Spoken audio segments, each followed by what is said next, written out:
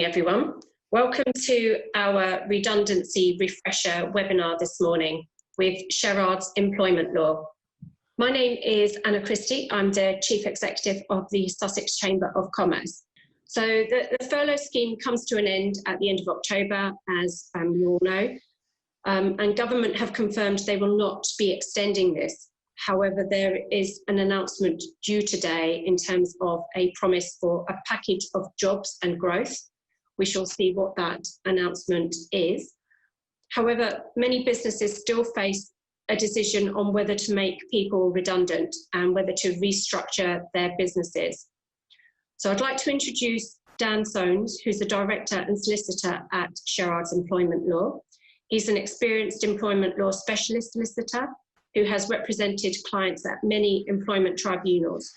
He is noted for his incisive but practical approach to employment law issues. So please welcome Dan.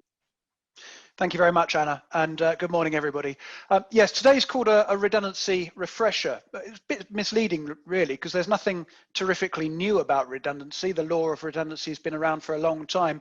But what is unfortunately new is that an awful lot more businesses and organisations than before are, in the current climate, having to consider making redundancies. Organisations which probably have never done this before, or certainly some people who've not done it for a long time. So it is it's not a place that anybody wants to be, but it's unfortunately a good time to remind ourselves how to make sure that if we're in the unfortunate position of having to make redundancies, that we're doing so as fairly as we possibly can. So we're going to look at the law of how to carry out a redundancy. We're going to look at some practical aspects as well. But let's start at the very beginning. Let's think about, well, what is a redundancy? And in legal terms, a redundancy is basically a dismissal, but it's one that's attributable to a reduction in your need for employees to carry out a particular type of work in the particular place where they're employed. At worst, it might be the complete closure of a business or a complete closure of a line of business or a part of a business, but it doesn't necessarily have to be. So long as you've got a reduction in your need for employees to carry out work of a particular kind, you can potentially dismiss them fairly on the grounds of redundancy. Now, an objection that employees often make in these circumstances is to say, well, hang on a minute, all the aspects of my job are still going to be remaining. Somebody's going to have to do them. So my job can't possibly be redundant. Well, actually, that's not right. Even if all the aspects of somebody's job are going to be continuing, if you've decided that you can spread that job amongst your existing employees, or you can get certain parts of it done by computer or some other technical means, then it's perfectly permissible for you to say, that is a redundancy and that role is redundant. Now, let's look at collective consultation. There's a lot of talk about collective consultation at the moment. Collective consultation applies where you're making a lot of redundancies at the same time. And again, a lot of employers are in that position at the moment. Collective consultation is basically consultation with representatives. If you're making 20 or more redundancies at one establishment within a 90-day period, then you have to carry out collective consultation. And that means you have to consult with, not just with the employees themselves, but actually with representatives of those employees. Now, if you recognize a trade union, that's relatively easy. You go to the trade union and you consult with them. But of course, most organizations don't these days. And if you don't recognize a trade union, then what you have to do is actually get those employees to elect their representatives. If you're a business with a number of sites, then potentially you can regard those different sites as separate establishments. We could do a whole session just on collective consultation. This isn't that. We're going to look at it fairly briefly, but a few of you might remember a few years ago that Woolworths, the shops closed down, and there was a case that suggested that what Woolworths should do is include all of their branches, add them all up and do collective consultation across the board. Later, a case said, actually, that's wrong. Each Woolworths store could be treated as a separate establishment. Now, of course, that made life much easier. So if we've got different sites, different branches, then we can treat them separately. But what the law says is if you're making 20 plus redundancies, as I say, you have to collectively consult for 30 days. Failure to comply with this can potentially be quite expensive. If you fail to comply with this, then each employee is eligible to get up to 90 days pay as a protective award. So that's quite an expensive mistake. What you have to consult with them about is the reason for the redundancies, the number of redundancies that you're planning to make, the proposed method of selection, and how you're going to calculate their redundancies. You also have to talk to them about ways of avoiding the redundancies altogether. So that's collective consultation. Let's talk now about the individual side, because actually, in many ways, that's much more important.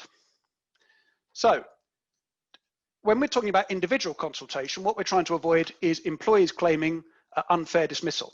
Now, to claim unfair dismissal, an employee has to have at least 2 years employment. So when you're looking at redundancies, it's certainly a lot easier to make employees with less than 2 years redundant than it is for employees with more than 2 years. For those employees who have more than 2 years employment, what you need to do is follow a fair procedure. And a fair procedure involves, first of all, making sure that you have a fair method of selecting which employees to make redundant, that you consult with those employees, and that you're taking steps to try and avoid the redundancies. So let's look at each of those individually. Let's start with selection. So the first thing you need to do is, as I say, select which employees you're going to make redundant. Now, sometimes that's very easy. You might have an employee who does a job. There's nobody else who does a similar job. If you've decided you can manage without that job, then that employee gets made redundant. So far, so easy. But sometimes you might have a situation where you have a number of employees who do the same sort of work. And in those circumstances, what you need to do is identify what's called a selection pool. So you put all those employees into a pool and you score them, you compare them. You should put them in a pool if they do similar work, particularly actually if they do jobs which are interchangeable. So if one employee is off on a certain day and another employee can cover their work, and that happens all the time, then those employees will be able to say, well, actually, I do similar work. I should be put in a selection pool with that person. You then have to, as I say, select which ones from that pool to make redundant. Now, sometimes what employers will do is they'll say, we'll open that up. Who wants to be made redundant? It's called voluntary redundancy. It's certainly better for morale to do it that way. The risk, of course, is that you end up losing your best employees. Lots of people will say, well, you don't necessarily have to, because even if you offer voluntary redundancy, what you do is say, well, we don't necessarily guarantee that you'll be made redundant, even if you ask for it. We reserve the right to say no. Well, that's all very well, but if you've got an employee who's thought about this, thought carefully, and thought, actually, yeah, I wouldn't mind being made redundant and go and get another job. If you then say to that employee, no, you can't, you have to stay with us, query what that's going to do for that employee's morale. But anyway, often it might be better to offer voluntary redundancy. But if you're not, or if you offer it but you don't get enough volunteers, then you're going to be left in the unfortunate position of having to select which employees to make redundant. And that generally means coming up with some sort of selection matrix. Now, in a selection matrix, what you're doing is you're coming up with a number of factors, a number of criteria against which you can measure those employees. You can compare them with each other. As far as possible, those criteria should be objective. In other words, they should be something measurable. To some extent, there's always going to be an element of subjectivity in this, but the more measurable you can make it, the better. So for example, if you're using performance as a criteria, then if you can say, well, what we're going to do is we're going to look at your appraisal scores over the last 2 years and use that to measure your performance, then that's much better than getting just a manager to come along and score everybody. Now, I can hear what everybody's saying. Oh gosh, I'm not sure our appraisal system is robust enough to do that. I'm not sure we could guarantee that everybody's had an appraisal in the last 2 years, and if they have, everybody generally gets scored 5 out of 5 because that way it's easier. Yes, that's quite a common issue. ultimately, there will be an element of subjectivity. There will be an element of managers looking at this and scoring based on their knowledge of employees rather than necessarily being able to use just figures which already exist. In order to avoid, as far as possible, a suggestion that that's biased, then having more than one manager scoring each employee is a good idea. Also, throw in as many objective criteria as you can as well. So things like length of service, attendance, things like that. If you can put those into the mix, then that avoids the allegation that you're in some way biased. Also, when you're doing those scores, you should, or if you're not doing it yourself, you should make sure that the managers put in something to justify why they're giving those scores. So it's not just a matter of saying Marjorie scores 3 out of 5 and Bob scores 4 out of 5 for knowledge. You'd have to get that manager to say, and the reason is because Marjorie only knows about these 2 products, whereas Bob knows about 4 products, for example. So provided those managers score it as fairly and objectively as they possibly can and are able to justify their scores, then ultimately what you're going to end up with is a situation where you've got a list of employees, one of whom has scored the least. Let's assume that this is a pool in which you're only making one person redundant. That person is then selected for redundancy. And the mistake an awful lot of employers make is that they think that's the end of it. And to be honest, by the time you get to that stage, it's all been unpleasant enough already. You can understand why employers think, right, what I want to do now is just tell Marjorie that she's the lowest scorer, and we'll just get her out as quickly as we possibly can. And I don't want to have too many awkward conversations with Marjorie because that would just be unpleasant. But actually, in many ways, this is where the most important bit starts. It's not where the process ends. In many ways, it's where it starts. Because Marjorie's now been selected for redundancy. But actually, that's only provisional. And what is important is that you then hold some sort of individual consultation with Marjorie. You know, we talked about collective consultation and the potential damages if you get that wrong, but this individual stage where you're talking to Marjorie about the reason why she was selected and whether she can come up with any ways to avoid redundancy is actually far more important. So Marjorie is provisionally selected, and then you have meetings with Marjorie. And what I'm going to do, assuming the technology works, is show you a video on how that sort of conversation can take place.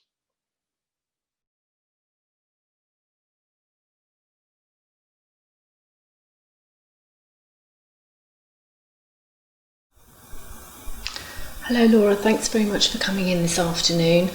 As you know, the business is currently looking to make some savings, and we have been engaging with employee representatives about redundancy.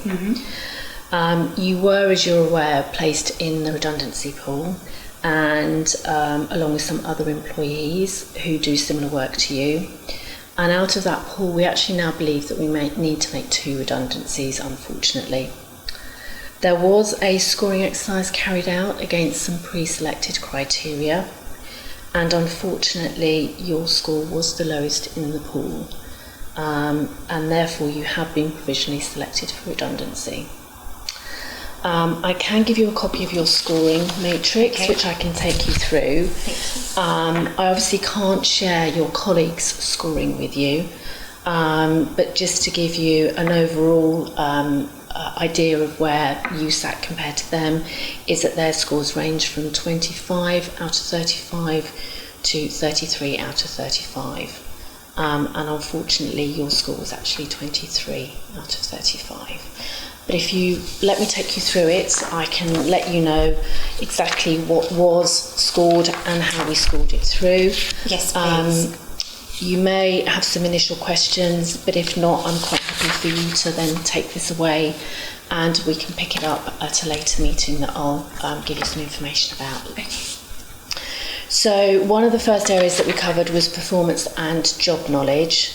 And although you were rated good in your most recent appraisal, You did have a bit of a blip in the year before that where it was just at a satisfactory level. So out of 10, which is how we weighted this particular criteria, you actually scored 6 out of 10 on that one. If I move over to training and qualifications, we do feel that you've received all the relevant training and that you are actually well qualified for the role. However, we do feel that we have to prompt you about further training opportunities. We don't really show much initiative and interest in wanting to maybe progress your career. That is in comparison to other people in the pool who are quite keen to get on with new training opportunities that are available. So that out of the score of 5 was rated 3. If you move on to flexibility and initiative, we do just kind of feel that sometimes you don't go outside of your allotted hours. You're very much working within the time that you come into work. If we did need you to spill into, doing a little bit extra, that doesn't really tend to happen. But when you do your role to the best of your ability, but there's just that no extra over and above. So that has been scored 2 out of 5. And our last 2 criteria both had the same weighting, again out of 5. One was attendance, and that is dealt with a matrix on your absence rate in the past 2 years. And based on your absence rate, you've got a score of 2, because your absence rate has been 4% out of the available time. And then in terms of your timekeeping, that's absolutely fine. We've never had any issues with your timekeeping, and you've scored a 5 out of 5 for that. Okay. So that in total gives us your 23. I don't know if you've got any initial comments about that. On the face of it, it does seem a little unfair. I mean, I have 2 small children. I have no partner at home. I'm a single mother. I've got little support in the area, so trying to be flexible with work just isn't very realistic for me, and I don't feel that that's been taken into consideration. Okay. Well, that is useful information for us to have. And I know you had some young children, but I wasn't sure about all the circumstances around the support levels that you have at home. So what I can do is, we are in a consultation period, so nothing is absolutely finalised at this moment in time. I can go back to the duty managers who I scored this alongside, and we can have another discussion about that. Okay. The fact that you have been provisionally selected for redundancy doesn't mean that you will automatically be made redundant.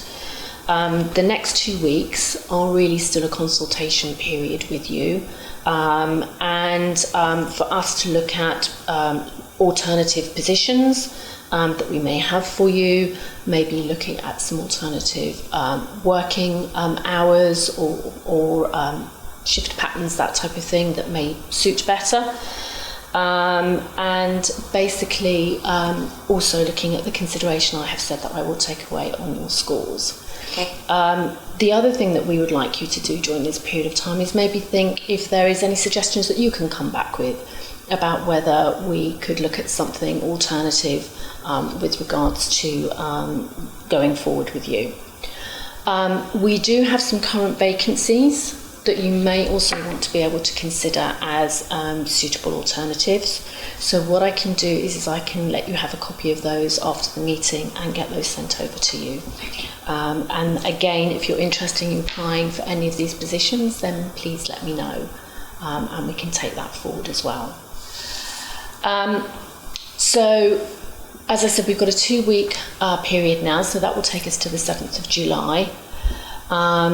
And if nothing changes in the meantime, then it will be likely that we will serve you with notice of dismissal on the grounds of redundancy. You will be entitled to statutory redundancy payment, and that will be based on your age and length of service. And again, I can give you a ballpark that is going to be in the region of £3,288, based on, as I said, your age and length of service. And on top of that, you will have some notice as well that you will get paid. Sorry, you got any questions? No questions. So it would just be that you will take my concerns into consideration and get back to me when we next speak. Yes. What I suggest is that we do meet up in a couple of days' time. So although we've got a two-week consultation period with you, I would like to meet up with you in a couple of days' time. By then, I will have had a chance to talk to the other duty managers about the scoring. And also, if you've got some initial thoughts with regards to whether we can look at anything as an alternative to redundancy, and you can come back and let me know whether any of these alternative positions you consider to be suitable for your situation. At the end of the consultation period, if nothing has changed, we will hold a final meeting, and you need to be aware that at that final meeting you do have the chance to be accompanied either by a colleague or a trade union representative. Okay. But I can confirm that all to you nearer the time. Yes, please. Okay. I'm really, really sorry that this situation has arisen, and we will do our best that we can to basically look at how we can try and handle this over the next couple of weeks. Okay. Okay, thank you for your time, Laura. Thank you.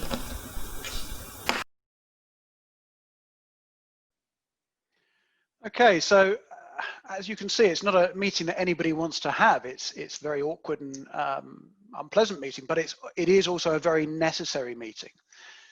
Hi, Dan. Hello. I have a question. If you had an appraisal early on in the year, like January, and this was the last day, before getting selected for redundancy in September, despite repeated requests for scores, which did not materialise, this person did not have a chance to understand where they could develop and save their role. Is this still So there was appraisal in January, but the person hasn't had their scores back yet. Is that what you're saying? For Q8, yeah. So they didn't get their scores back, and it didn't, which did not materialise. This person did not have a chance to understand where they needed to develop and save their role. Is this still considered acceptable, really? If that's the best you've got, then that's what you'll have to rely on. I mean, obviously, as that video illustrated, there are conversations to be had in these circumstances. So for Laura, who we saw there, she said, "Well, you've scored my absence rate, but sorry, it wasn't absence rate in her case; it was flexibility. You've scored my flexibility, but that's really unfair because I'm a single mother with young children. I can't be as flexible as my colleagues. Yeah. It's really unfair that I've scored in that way." The employee that you mentioned there might be able to say, "Well, my manager hasn't given my appraisal score back, so I wasn't able to improve over the last 6 months in the way my colleagues have." So long as you can show that you've listened to that and taken that on board, and either said, "Yes, all right, we'll increase your score in that respect," or alternatively, "Well, we thought about it, but actually we still think the score is fair for the following reasons," then that's a genuine consultation. And that's what redundancy consultation is all about. Yeah, of course, no system is perfect. Yeah. And it's also important to remember that nobody's being sacked on the basis that they're underperforming. So that employee who says, "Well, I wasn't able to improve," we're not saying that your performance was so poor that we were going to sack you for poor performance. What we're saying is that your performance as at January, which is when actually we're assessing everybody else's as well, because that was when the last appraisal was not as high as your colleagues. And that's the reason why you've been provisionally selected. That's right. And it takes on board all of the other, like you said, the other criteria. So it's making sure that people are able to look at everything in terms of their training, their job knowledge, flexibility, attendance, their timekeeping. So it spans a number of different criteria there. Yes, absolutely. It absolutely does. And it's perfectly legitimate for the business to say, well, we need to keep the employees who are best suited for helping us through this next period of the business's life. Now, in Laura's case, yes, it's possibly very unfair on her that she's being punished for lack of flexibility. Indeed, potentially, she's got a discrimination claim there, because she can say, well, that's indirectly discriminatory against me as a woman, as a carer of young children. But what the employer can do in those circumstances is say, well, we've thought about that, but actually, because we're now going to have fewer people doing the work, we can't tolerate the same level of flexibility as we did before. And therefore, we're justified in saying that flexibility is actually a key requirement for us. Yeah. So it might be unfair on Laura, but actually we're gonna go ahead with that. Where the business will face a problem is if it hasn't gone through that step of allowing Laura to make that comment and for us to take it on board and then go back to her with a response. Okay. Thank so you. as you saw in that video, what's absolutely vital is that you give those employees who are selected their own scores, and as Pam did in that video, you go through explaining why the employee got the scores that they did. They're also entitled to see how many points their colleagues got. Now, they're not entitled to see, you know, Bob scored 3 out of 5 for attendance and 4 out of 5 for performance, etc.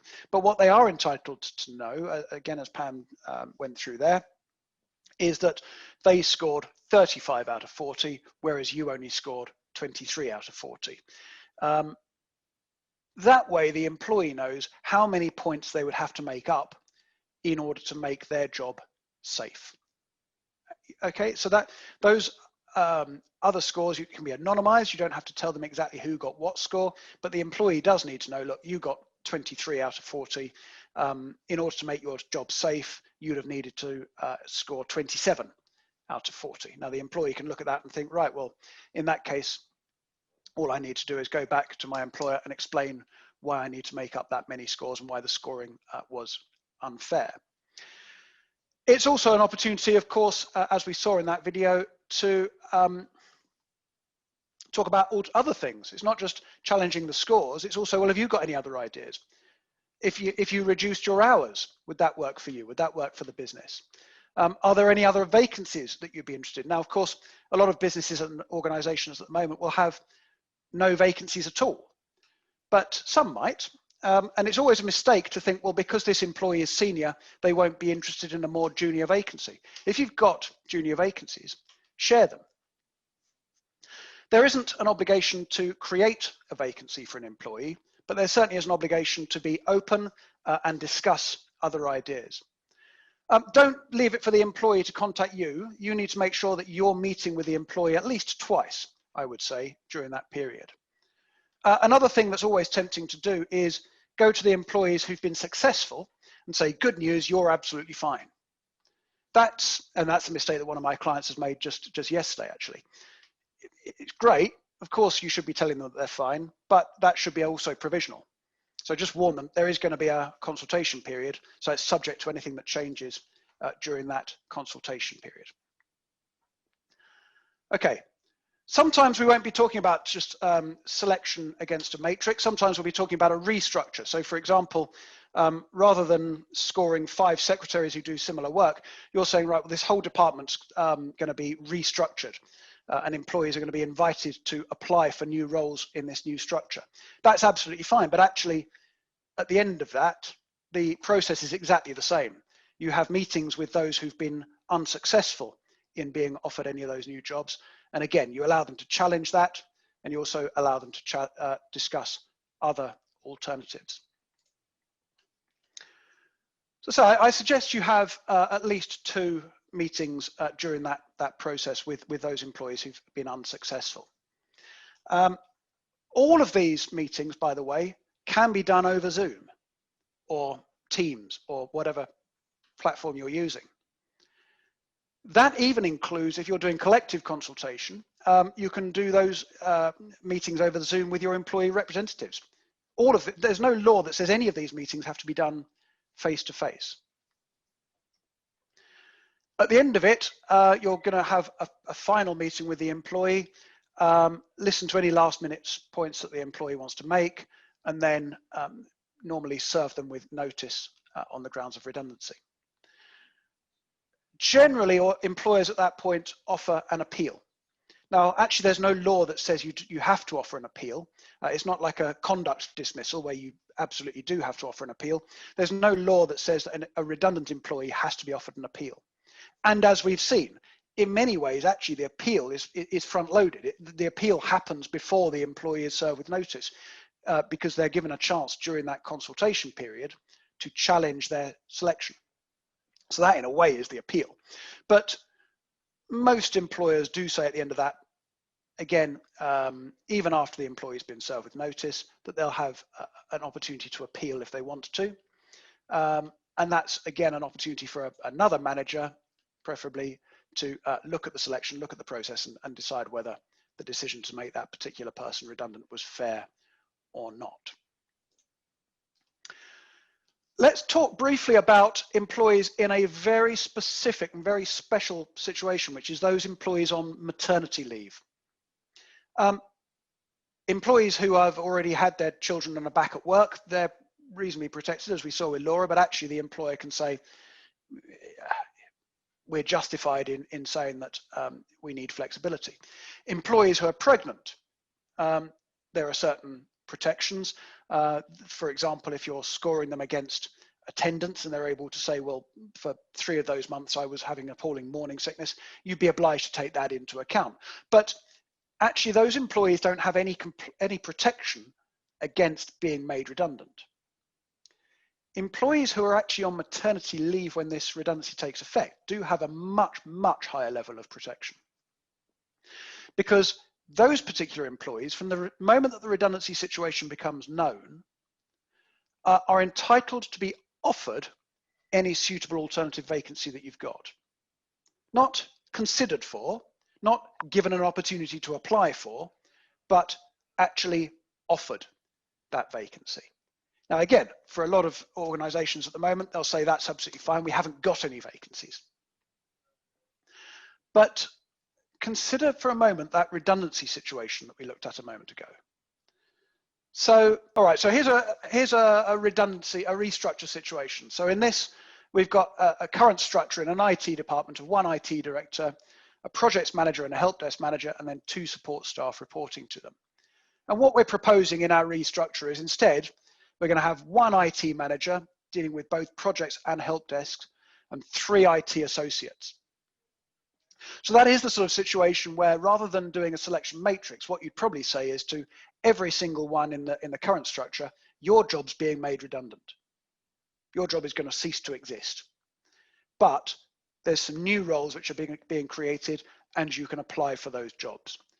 And probably the IT director would apply for the IT manager job unless the salary is significantly lower and they decide they're going to go elsewhere, in which case it'll probably go to the projects manager or the help desk manager. But now let's assume that the projects manager is on maternity leave when this takes effect. The projects manager is going to be entitled almost certainly to be offered that new IT manager job.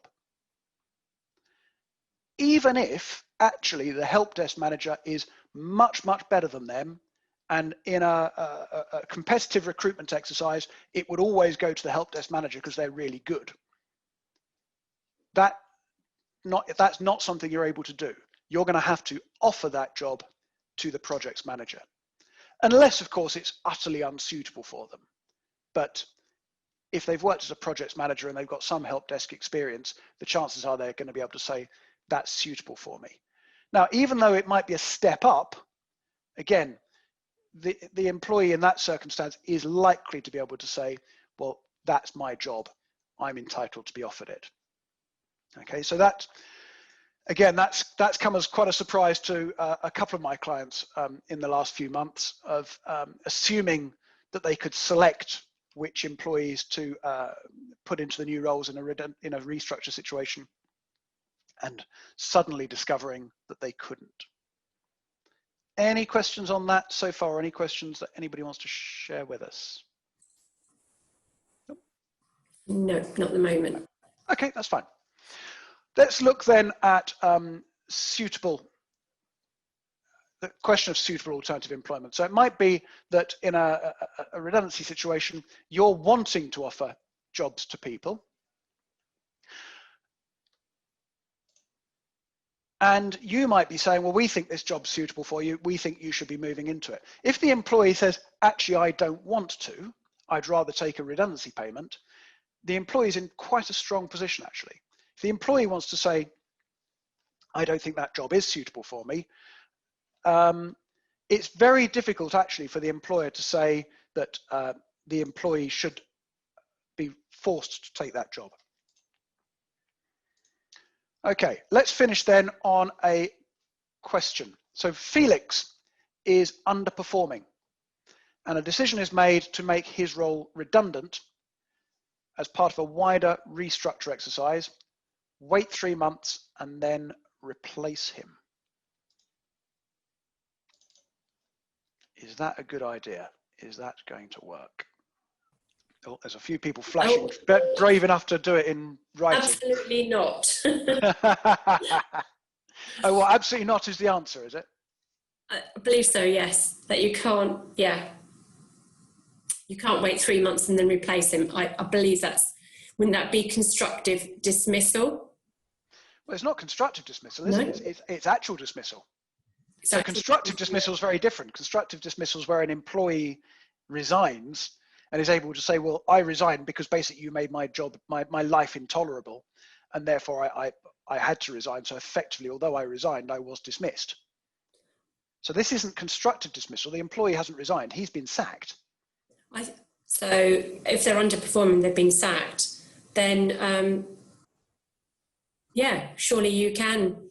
No, if they're underperforming and his role has been made redundant, going through a restructure, isn't there, in terms of the current period that we're in with the furlough scheme, because there hasn't been the business, that if your business starts to pick up again, that you can then re-recruit into that position? Yeah, absolutely. So there's this myth, and it is a myth, that all you have to do is that you're not allowed to re-recruit into a job that you've made redundant for 3 months or 6 months. That isn't true. The test is, was there a genuine redundancy situation at the time? So it might well be that you make a role redundant, but then unexpectedly a month later things have completely turned around and you need to re-recruit into that role again. That doesn't necessarily make the dismissal unfair. If it's quite clear that actually it was a sham exercise in the first place, and that really what you've done there is sack Felix for poor performance, and that you always knew that business was going to pick up, then you've got a problem. But no, actually, if things turn around, it's perfectly acceptable for you to make somebody redundant, but then in a month's time be re-recruiting into the same role. Now, of course, as a reasonable employer, you might well go to Felix and say, actually, jobs come back. Would you like to have it? But there's no obligation on you to do so. Certainly, assuming Felix is outside his notice period. There's also, however, an idea that well, after 3 months, the employee can't bring an unfair dismissal claim, which is true, because employees have a 3-month window in which to bring a claim to tribunal, after which they're out of time and they can't bring their claim. But there are exceptions to that. And if an employee discovers after 4 months that you've just replaced them, and that clearly it was a sham right from the start, then potentially a tribunal will allow that claim through. Anna raises one very important point, actually, though, which I think is worth covering, which is at the moment, employees have an argument to say, it's unfair of you to make me redundant, bearing in mind that the furlough scheme is still in place, and that the government's offering to pay a proportion of my wages, and or, at the end of today, that Rishi Sunak's come up with some new whizzy plan to protect jobs. And therefore it would be unfair of you as my employer to dismiss me. There's not been any cases on that as yet. my inclination is that, yes, although that, again, will go into the mix if a tribunal ever has to decide, was the dismissal fair and reasonable in all the circumstances, I think it's unlikely in practice that many dismissals are going to be deemed unfair on the basis that the employer should or must have continued to furlough the employee or use the government scheme. If you've reached a point where you think, well, we know that for the foreseeable future, we're not going to need employees in that position, or we're not going to need as many employees in that position, or we can restructure that department and run it differently with fewer employees. I don't think it's very likely that a tribunal is going to say, well, what that employer should have done is just kept those employees on their books in order to allow them to take advantage of a government scheme. I think in practice, provided you can show that you've genuinely thought about that option and discussed it with the employee during the consultation period, I think the chances are you'll be able to say that that dismissal was fair. I think also as well, Dan, I think businesses have been facing cash flow challenges, and as the furlough scheme has progressed, there's been a greater demand on businesses to pay more, even though they're claiming a certain percentage from government. So there is the financial side that they just can't afford to keep those roles at the moment. Yes, absolutely. The schemes are becoming less and less generous as we go on. Employees who are still employed by you continue to accrue holiday. At a very basic level, there's a cost there. So yes, I think whilst it's a consideration, and whilst you probably will want to consider, well, we'll do everything we can to try and retain as many jobs as we can. If you've reached the point where you think, I'm fairly confident that this is not going to turn around for the foreseeable future, then you don't have to prove that your business is about to go under in order for a dismissal to be fair. A very, very successful businesses with plenty of cash flow are entitled to make redundancies if they decide that they can manage with fewer employees. That's perfectly acceptable in this country, at least. Settlement agreements. Obviously, a lot of the time, employers will think, well, I'll just offer settlement agreements to those employees that I'm making redundant. That's absolutely fine, and it's a settlement agreement, if the employee signs it, is a very good way of getting comfort that that employee is not going to bring a claim against you. However, there is a risk to offering them too early. So if you just think, right, well, out of my 10 employees, I'm going to offer the settlement agreement to Bob, then unless you can show Bob why you've selected him and that you've done so fairly, you're potentially opening yourself up there to a liability. Because if Bob says, I don't want to sign the settlement agreement, or I will sign the settlement agreement, but only if you give me £100,000 to do so, you're now a bit stuck. Because, of course, you've gone straight to Bob and said, it's you. I'm selecting you for redundancy, and potentially with no fair reason to do so. Now, if Bob says, well, I'm 64 years old, and I think the reason you've done that is because I'm the one who's approaching retirement, you potentially face not only an unfair dismissal claim, but also an age discrimination claim. So whilst it's certainly advisable to offer settlement agreements, I would always try and get to the point where you can show the employees why they've personally been selected, and therefore why you're offering them, rather than their colleagues, a compromise agreement, a settlement agreement. Again, to go right back to the beginning, it might be that Bob is in a unique job. It might be that you say, well, you're the only person who does this job, and we've decided that we can manage without anybody doing that job. That's fine, and that would justify offering the settlement agreement. But if he says no, that doesn't mean that you can just dismiss him immediately. You still need to go through that consultation, because even where there's no selection, there are still things to consult about. There are still things to discuss. So doing it in that open way where you discuss plans with the employees, discuss alternatives, and allow Bob to comment on, well, I would go down to part-time, or I'll do elements of that role as well, or come up with ideas to try and save his own job.